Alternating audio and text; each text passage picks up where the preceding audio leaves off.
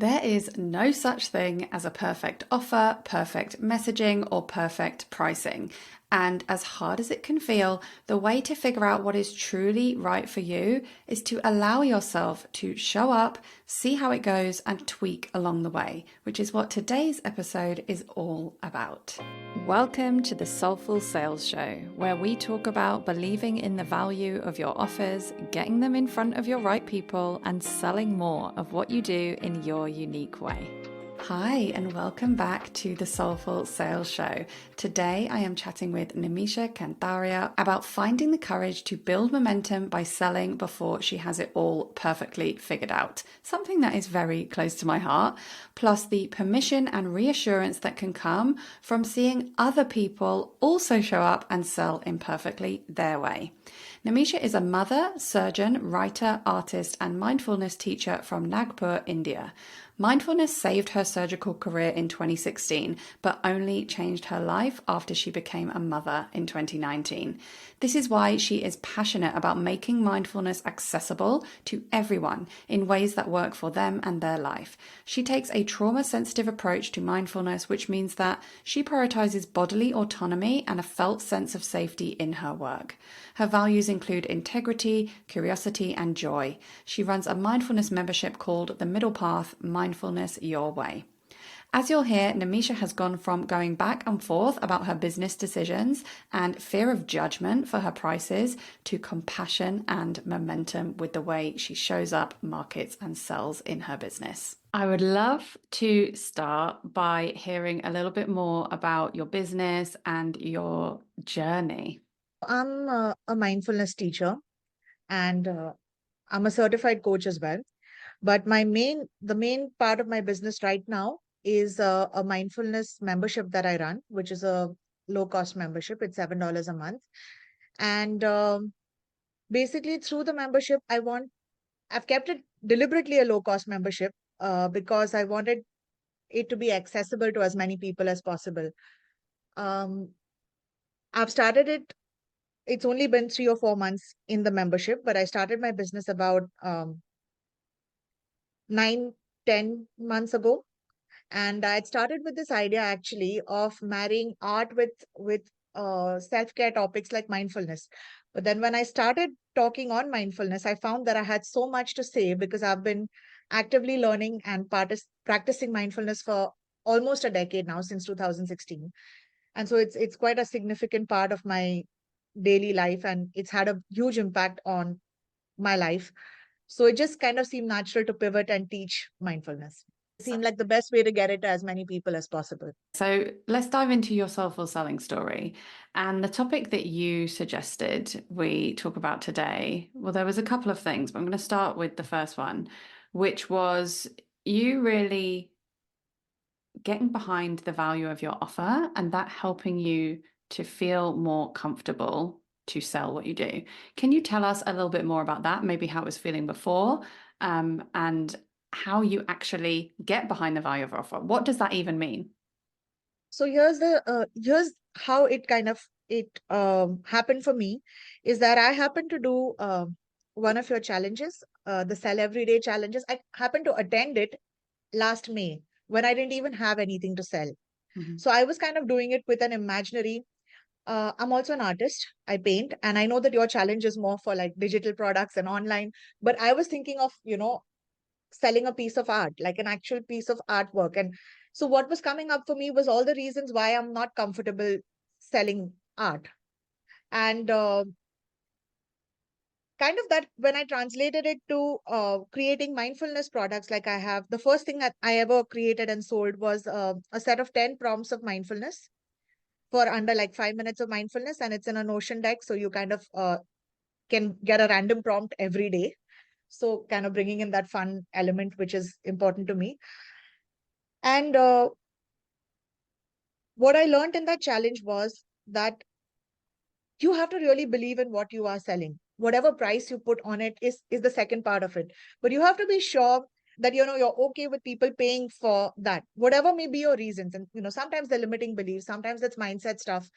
But setting it aside in the given moment, whatever feels right to you, you kind of have to align yourself there to be able to kind of sell it effectively, if that makes sense. Mhm. So I was able to price this at a price that felt good to me, which was, it was also low ticket. It was an integrity for me to sell that thing. I was sure of my knowledge. I was sure of what I had created, and I was sure of the value of it to someone if they paid that much money for it, which is what I got out of your challenge, which is about a lot more than this. But for me, this was the first step. Before you were doing the challenge, how were you finding selling before then and thinking about the Okay, so value of your offers? I was going into loops. See, I was going into these loops of this is what other people charge, but I'm not that experienced. So I should charge more or I should charge less. I think what that challenge really gave me was it's okay to start where you are. And Mhm. now, it's been almost a year since that challenge. So I don't know if this is what you intended, but what I took away from it was this, that it's okay for me to start where I am and to start at whatever price feels right for me. I don't need to go into these loops about this is worth more, or get into my limiting beliefs and mindset immediately. I can just start with whatever price feels right. And then I have the option to raise it later, right? I have the option to reduce it later. It can move with me. You sometimes don't start because you get paralyzed with all of these. Oh, but this is too much. But but if I think this is too much, then I'm, limiting myself. So Mhm. is there limiting belief work I have to do? But oh my god, I have so much limiting belief work to do, so then I never sell anything. So it just gave me this way to say, this is it, this is what I think it's worth now, this is what I feel is like a fair price for it. I know I may be undercharging, that's okay, I can start here. So I think that is the piece that really let me start, and then I could take it into everything else I did. Like, I still have issues with pricing and charging, but I'm a work in progress. I don't need to figure it all right now and be comfortable selling, I don't know, high ticket packages before I start selling at all. I can take it stepwise. So Yeah. that's the thing that I really got out of that challenge. I think loads of people will relate to that. There's this space we get stuck in where we're thinking and we're like, I know I should be doing this. I know I should be charging higher. Or am I doing myself a disservice? But no, I'm not behind it. So I can't actually bring myself to get out and sell it at that price. I am a huge believer, as you will know, in building that momentum and doing it imperfectly and figuring out as you go. And yes, absolutely, you want to dig into any limitations you might be putting on yourself around your pricing and stuff, but it's so much better to be doing that while you're actually taking action and putting your work Yeah, out there into the world. yeah, yeah. Because I realized that each thing, each time you sell, and this was another great thing I learned from you, that selling is in your hands and people buying is not exactly in your hands. It's people's free will and choice and their need in the moment. And of course, there's stuff again that we can work on, messaging and align pricing and all of those things. Yes. But it's my job to put my offer out there as perfectly imperfect as it is in the given moment with whatever messaging I have. And then I can keep tweaking things. And so a lot of my confidence built up in the tweaking of things, right? People weren't writing me off forever because one thing was not perfectly written. They were, you know, okay Yeah. with me changing and pivoting the messaging around what I was selling as well, right? So that gave me a lot of confidence. Just, I realized that confidence comes from doing it in these small little steps and not kind of waiting till it's so perfect and then you're birthing this perfect baby that can already walk and talk and run around the place. You can just birth the baby and let it grow with you. Yeah. So yeah. I would argue that no matter how long we wait and no matter how much work we put in, that will never be possible. Like we will never put something out there that is perfect because, like you said, you learn from all the tweaks and you learn from putting it out there. And like, it's not even just getting feedback from your customers and seeing what works. It's actually about feeling how it feels Yes. to you. Like Yeah. how, I don't know if you can relate to like, sometimes we put an offer out there, we think it's absolutely the right thing for us. And then we put it out there and we think, you know what? That's not really the direction that I want to take my work in. That's not really the way Yeah. that I want to work best. But we don't know it until we try. That's happened to me. I've come across a post that I've done in a book, like a selling post I've done in someone's group, and then I'd be like, did I write this? I'm not aligned with this anymore. Like, I don't like the way I've written this. And so then I get the opportunity to change that, right? I'm not stuck with it forever. I can always go back and edit it. And if I've said something that, is potentially harmful, I can always own up to it and say, like, I didn't like the way I said this. I don't want to say this anymore. This is what I can say. So I think it just made me a lot less afraid and a lot more accepting that I'm going to make mistakes along the way and that it's okay to do so. Yeah. Absolutely. Um, and I think, yeah, sometimes when I'm coaching my clients, a lot of the time, and actually for myself, let's be honest, a lot of the time it's like we get stuck on making a decision and like what to do next or how to price this or how to how to communicate the value of this offer. And it's like whatever we decide now is not a forever decision. It's our next step decision. It gets us moving, put it out there, but it is never forever. Okay, so the next thing that you shared that was really a big part of your soulful selling journey was watching other people sell, people that you respect, and watching them sell with integrity. So I would love to hear if you have any specific examples of things you saw that maybe shifted things for you, that would be great. Or maybe just more generally about how this has helped you. I think it was just more general, I started, I think it was something you said. I think it may have been in relation to how many emails people send during Mhm. a launch. And Yeah. that's when I realized I haven't bought everything you've launched ever since I've been in your world, right? But I still like receiving your launch emails. I like reading through them.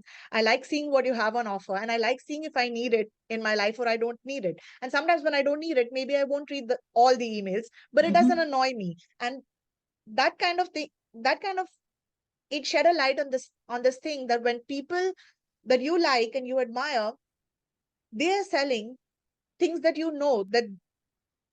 that they are aligned with. See, I'm a woman in India. Your pricing may not work for me, right? But I know that for you it's a fair pricing. You're aligned because you are a person who works in integrity with everything that I'm watching you with. So I don't judge you. And so I assume now that people don't judge me. Whereas earlier I used to have this default of, oh my God, I'm selling this and people are going to judge me. Yeah. Mindfulness. There's so much free information, right? You can conceivably say, why should anyone have to pay for any of it at all? So I kind of had to work through that. And one of the ways I worked through it was to realize that a lot of business stuff also, there's a lot of information out there. Mhm. There are books, there are YouTube videos, there are podcasts, and you buy from people that you admire and you like because they kind of filter it through their experience and they stand behind the work that they're teaching, whatever they're teaching you, and they are in alignment with their pricing, and and you can learn from that, and you can learn from it and apply it back to your own life as well. So it kind of becomes this nice feedback loop of watching people and then seeing how it can apply back to you and in what you're doing. I hope that makes sense. No, it It absolutely makes makes perfect sense sense. to me in my head. It does. And this has so been my journey as well, especially because I started out my first business in 2008, and I feel like the internet was really different back then. And I had no clue that online business was even a thing. I just accidentally started an online business. And this is where seeing different examples of different types of people is very, very important. Seeing people that you resonate with on all kinds of different levels, like whether it's like their shared values, their shared circumstances, their background, whatever, really, really important because as soon as you see an example of someone doing things a little bit differently or from a little bit of a different perspective, it just opens up the possibilities for you.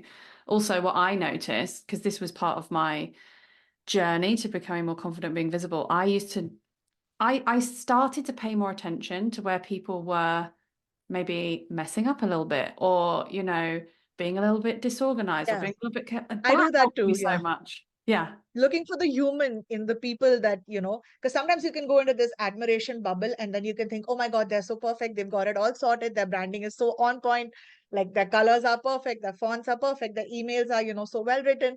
And then you can go into this, they've got it, they're sorted. And then, you look for the areas where they're being human. And then you can, not cut yourself slack, but you can be kinder to yourself. You can give yourself more grace for, being a person who's just starting out and kind of making mistakes along the way, or kind of just being human sometimes, not even mistakes, like going Yeah. back on something that doesn't feel aligned or, shifting and pivoting, things like that, which can again become a big, and they used to be a big thing for me. I said this, now I don't want to do this anymore. I want to do that.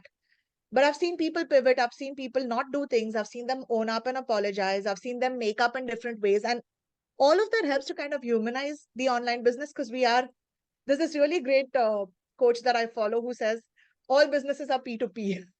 Like they're people to people, right? It's not Yeah. business to business or business to customer. It's P2P. And I was like, oh my God, yes, that's true, because when you see your business mentors being human, you can give yourself permission to be human.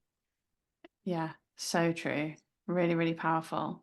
So I guess anyone listening to this, I would just really encourage you to, if there's something that you have been holding yourself to very high standards about or thinking you can't do because you're not a certain way, just pay attention to the people who are doing it anyway and maybe imperfectly. For me, that was definitely, I used to think like I'm not charismatic enough to like go live or talk on a podcast and stuff. But there's plenty of less confident or less loud, more gentle people doing podcasts and stuff, which I really appreciated always. Yeah.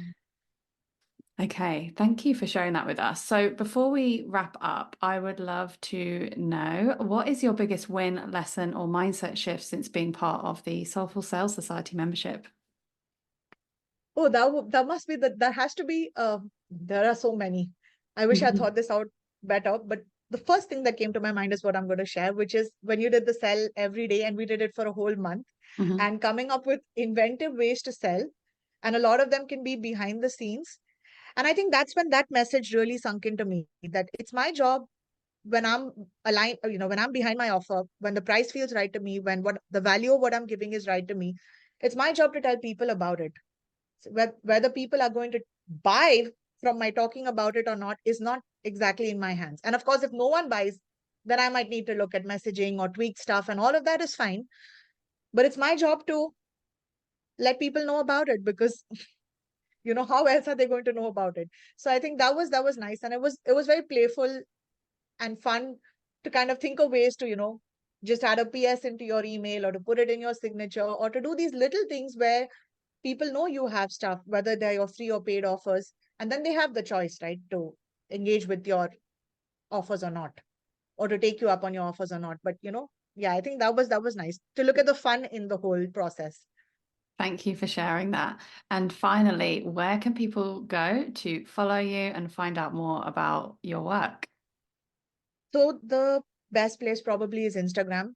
It's the most consistent place that I show up on, and I'm there as Mindfulness with Nimisha.